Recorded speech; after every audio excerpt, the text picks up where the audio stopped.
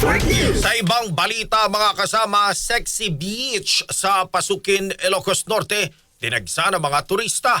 Kasama mo mula sa IFM Lawag, si Idol Lawrence Martinez. RMN Live Report!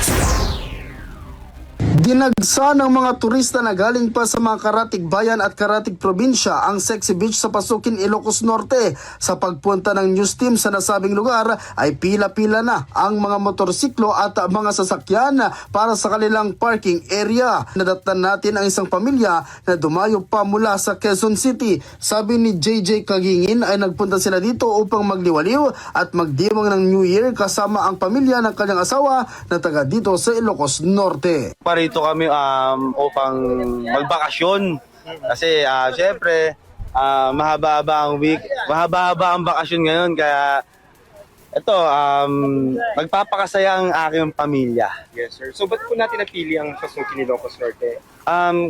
Kasi ito nang malapit at dito nakatira ang aking tatay, papa ng aking asawa. Ayon naman kay Mr. Kevin Balaan na dayo pa mula sa Vintar, Ilocos Norte, ay taunan kung magpunta sila sa nasabing beach kasama ang kanyang mga barkada at sumakay sila gamit ang Tora-Tora o ang isang modified car na ang makina ay makina ng kuliglig hand tractors. Yearly kami nga mamay sa Sexy Beach.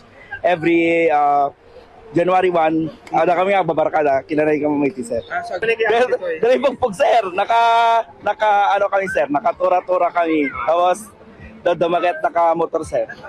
Sa ating pagpunta dito sa Sexy Beach dito sa Pasukin, Ilocos Norte ay sinigurado ng Philippine National Police at ng Barangay Estancia ang kaligtasan ng mga beachgoers. Kasama mo mula dito sa IFM Lawag, Idol Lawrence Martinez, Tatak, RMN.